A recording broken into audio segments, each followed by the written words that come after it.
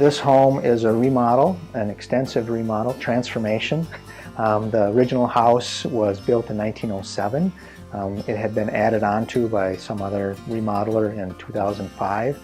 And then in 2014, homeowners that have it now embarked upon this major transformation to turn it into the house that would serve as a model, as an inspiration to others in the community and to the world, really, of how you can take an existing house and improve its performance to the goal here is to reach net zero.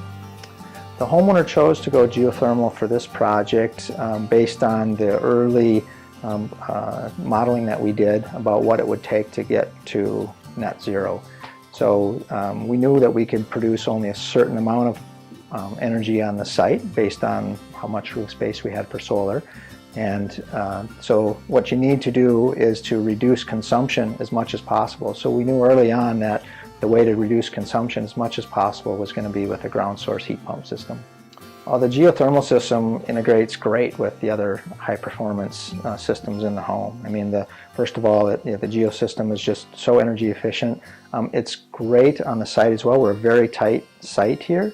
And so we have no other components above, ground outside. So we don't have, a condenser sitting outside, things like that. It's completely silent. It's a great fit on a tight site like this.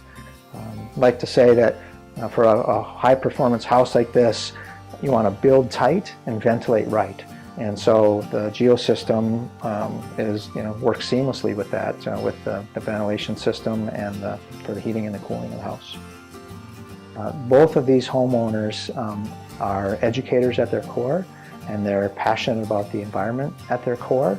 And as they were transitioning from into retirement, they decided that this would be a great way that they could put those passions forward, and that they would do a project that would be an inspiration to the community, that'd be an inspiration to the world, and would just be a great model and legacy.